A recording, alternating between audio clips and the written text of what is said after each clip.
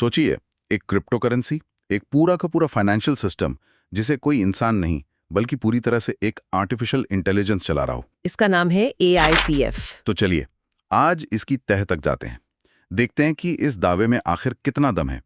हमारा मकसद बस ये समझना है कि ये क्या सच में डीफाई का भविष्य हो सकता है या फिर ये सिर्फ एक और बड़ा वादा है। और जो सोर्स में इसका सबसे बड़ा, सबसे आकर्षक दावा है वो यही है कि इसमें इंसानी दखलंदाजी जीरो है। जीरो मतलब कैसे? सोर्स के मुताबिक इसे बनाने वालों ने इसे बनाकर छोड़ दिया, अपना मालिकाना हक भी वो भी छोड़ दिया और स्मार्ट कॉन्ट्रैक्ट को एक ऐसे 00 एड्रेस पर भेज दिया जिसे कोई कंट्रोल ही नहीं कर सकता। अच्छा, तो मतलब कोई सीईओ नहीं, कोई टीम नहीं जो रातों रात नियम बदल दे। बिल्कुल, कोई लालच या डर में आकर फैसले नहीं ले सकता। एक बार जो नियम बना दिए वो बन गए, सब कुछ AI के हवाले। लिक्विडिटी से लेके सप्लाई तक सब कुछ ऑटोमेटेड। और मजे की बात यह है कि ये कोई एक अकेला AI नहीं है। तो फिर प्रेजेंटेशन के हिसाब से ये असल में 5 अलग-अलग AI का एक ग्रुप है, एक टीम है जो मिलकर काम करती है। 5 एआई मतलब एक तरह की एआई कमिटी या डिजिटल कैबिनेट? हाँ, बिल्कुल सही शब्द है, एक डिजिटल कैबिनेट। और हर AI को एक खास जिम्मेदारी दी गई है। दिलचस्प है। तो इस कैबिनेट में कौन-कौन है और किसके पास क्या काम है? तो देखिए, हर AI क्रिप्टो की एक क्लासिक समस्या को सुलझाने के लिए बनाया गया है। ठीक है। जो पहला AI है उसे NE कहते हैं। NE। हाँ, ये एक तरह से सिस्टम का सेंट्रल बैंक है। कब नए कॉइन बनाने हैं और कब मार्केट से कॉइन वापस खरीदकर उन्हें जला देना है, मतलब सप्लाई को कंट्रोल करना, ये सब उसी का काम है। ठीक है, तो एक हो गया सप्लाई कंट्रोलर, ताकि बहुत ज्यादा कॉइन मार्केट में आके कीमत न गिरा दे। बिल्कुल।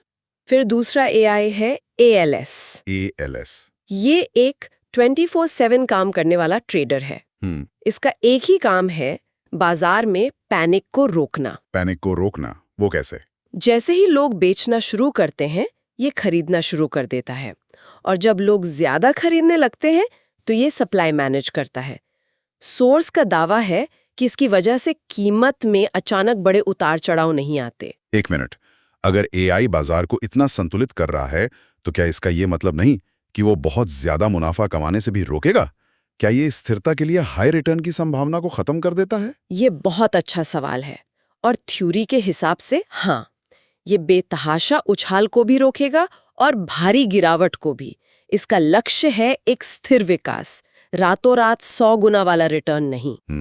ठीक है, तो 2 एआई हो गए। आगे? तीसरा है ARIP, जो एक तरह का रोबो इन्वेस्टर है। जो लोग पैसा लगाते हैं उनके रिवॉर्ड्स को ये अपने आप री इन्वेस्ट करता रहता है, ताकि कंपाउंडिंग का फायदा मिले। जी हाँ।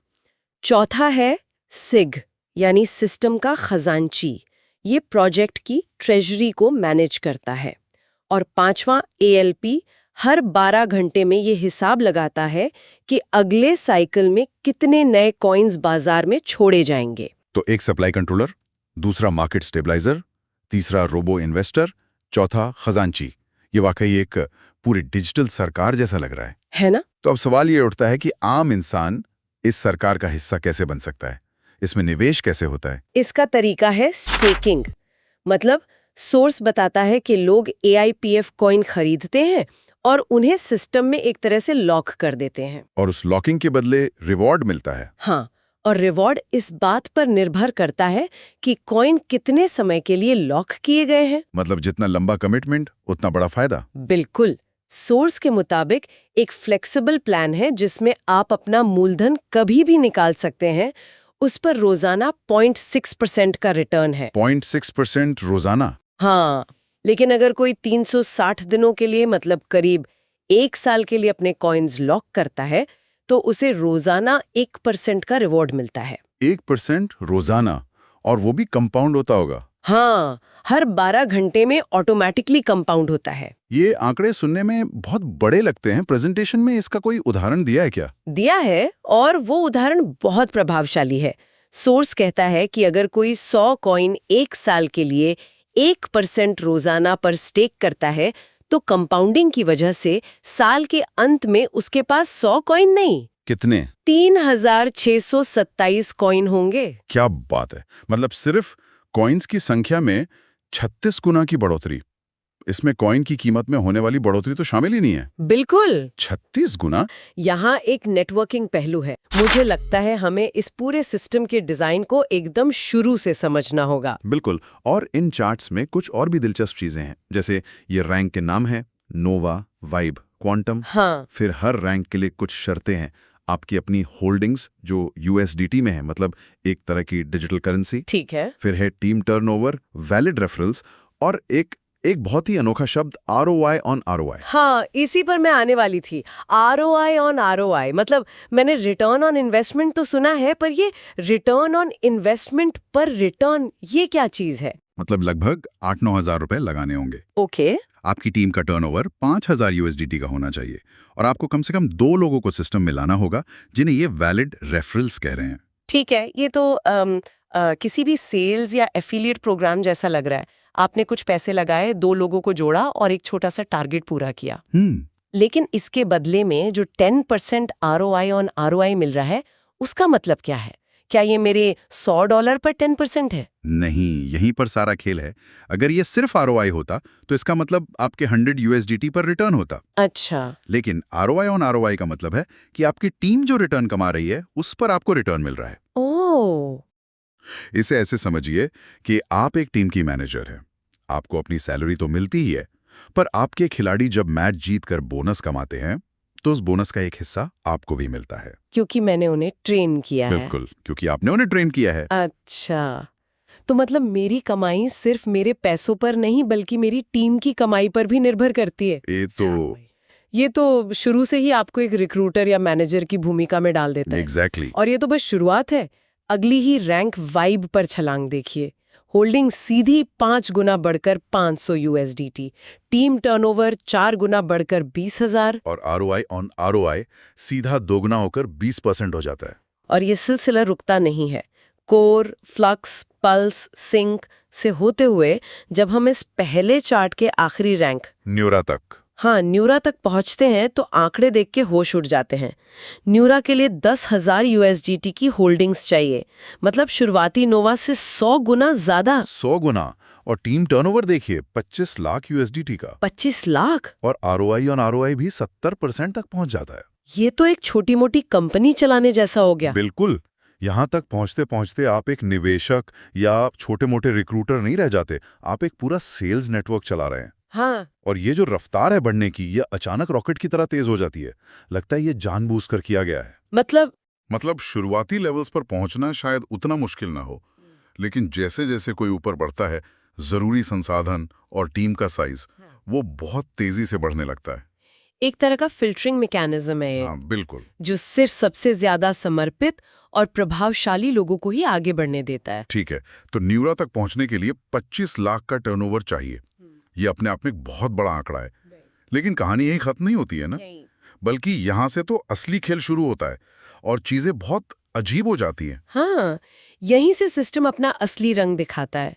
न्यूरा के बाद अगला रैंक है क्वांटम। यहाँ होल्डिंग्स 12,000 यूएसडीटी हैं और टीम टर्नओवर सीधा 60 लाख पहुंचाता है। मतलब न्यूरा की टर्नओवर से 2 गुने से भी ज्यादा। इसे एक वीडियो गेम की तरह सोच सकते हैं क्या? कैसे? जैसे शुरू के लेवल्स में आपको ज्यादा से ज्यादा सिक्के, मतलब टर्नओवर, इकट्ठे करने होते हैं, लेकिन आखिरी लेवल्स जीतने के लिए आपको अपनी टीम के 2 और खिलाड़ियों को भी प्रो लेवल पर पहुंचाना होता है। आप अकेले नहीं जीत सकते। बहुत बढ़िया एनालॉजी है, बिल्कुल यही हो रहा है। सिस्टम आपको एक अकेले खिलाड़ी से एक टीम कैप्टन और फिर एक कोच बनने पर मजबूर कर रहा है। और इनाम भी उसी हिसाब से बढ़ता होगा। बिल्कुल। क्वांटम पर जहां आरओआई ऑन आरओआई 80% है, वहीं एपेक्स पर ये 150% तक पहुंच जाता है। 150%? हाँ, हर लीडरशिप लेवल पर 10% की सीधी बढ़ोतरी, ये एक बहुत बड़ा प्रोत्साहन है अपनी टीम को आगे बढ़ाने के लिए। ठीक है, तो चलिए अब इन सब टुकड़ों को एक साथ जोड़कर देखते हैं। जब हम इन दोनों चार्ट्स को साथ में देखते हैं तो इस एआईपीएफ सिस्टम की पूरी तस्वीर क्या बनती है? ये असल में है क्या? अगर हम इसे पूरी तरह से डीकंस्ट्रक्ट करें तो ये एआईपीएफ सिस्टम 3 मुख्य स्तंभों पर खड़ा है। 3 स्तंभ। पहला, व्यक्तिगत निवेश, मतलब पर्सनल स्टेक। आपकी यूएसडीटी होल्डिंग्स। आपको खुद भी सिस्टम में पैसा लगाकर रखना होगा। ठीक है। आप सिर्फ दूसरों के भरोसे नहीं बैठ सकते। सही। दूसरा, टीम का प्रदर्शन, जिसे हम सेल्स इंजन कह सकते हैं। टीम टर्नओवर और रेफरल से मापा जाता है। ये शुरुआती और मिड लेवल की ग्रोथ का इंजन है। आपको एक सक्रिय और बढ़ती हुई टीम बनानी ही होगी। बिल्कुल। और तीसरा, जो शायद सबसे महत्वपूर्ण और अनोखा है, लीडरशिप डेवलपमेंट, एक लीडरशिप फैक्ट्री। ऊंचे स्तरों पर आपकी तरक्की इस बात पे निर्भर करती है कि आप अपनी टीम के सदस्यों को कितना प्रमोट कर पाते हैं। और इन तीनों स्तंभों को एक साथ चिपकाकर रखने वाला गोंद है ROI ऑन ROI। अब ये शब्द ज्यादा समझ में आ रहा है। ये सिर्फ एक कमीशन नहीं है, नहीं, ये इस पूरे इकोसिस्टम का ईंधन है। एकदम सही। ये शब्द ही इस संरचना की आत्मा है। ये सुनिश्चित करता है कि हर स्तर पर हर व्यक्ति की सफलता उसकी टीम की सफलता से जुड़ी हो। आपकी कमाई सिर्फ आपकी नहीं है, ये आपकी पूरी टीम के प्रदर्शन का नतीजा है। ये एक ऐसा इकोसिस्टम बनाने की कोशिश है, ना कि सिर्फ एक रैंकिंग की सीढ़ी जहां आप दूसरों को नीचे धकेलकर ऊपर चढ़ते हैं। यहाँ आपको दूसरों को ऊपर खींचना पड़ता है। खींचना ही पड़ता है। मतलब रणनीति हर लेवल पर पूरी तरह से बदल जाती है। अब मैं अपनी कमाई निकालना चाहता हूं, क्या होता है? हाँ, तो जैसे ही आप विड्रॉ बटन दबाते हैं, खेल शुरू होता है। सिस्टम आपसे पूछता है कि आप कितनी जल्दी पैसा चाहते हैं। मतलब?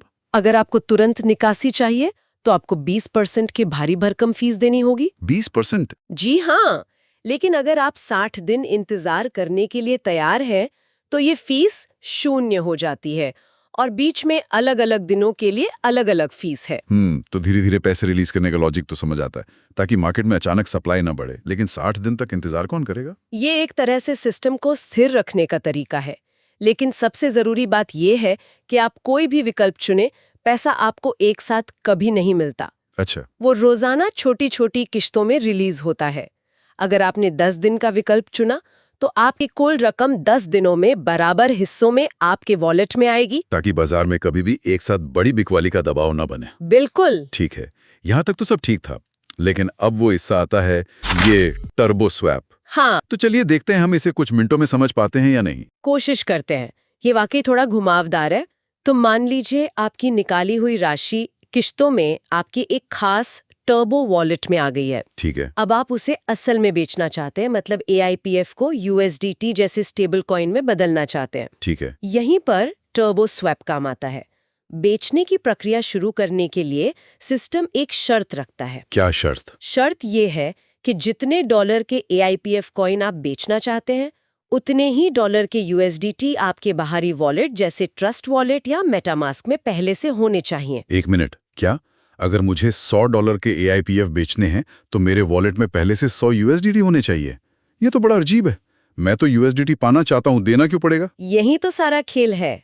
इसे ऐसे समझिए जैसे ये एक खरीदो एक बेचो का नियम है। एक खरीदो एक बेचो? हाँ, जैसे ही आप $100 के AIPF बेचने की प्रक्रिया शुरू करते हैं, सिस्टम आपके बाहरी वॉलेट से वो 100 USDT लेता है और तुरंत खुले बाजार से $100 के AIPF कॉइन खरीद लेता है। ठीक है। और इन खरीदे हुए कॉइन्स को 12 घंटे के लिए लॉक कर दिया जाता है। हाँ।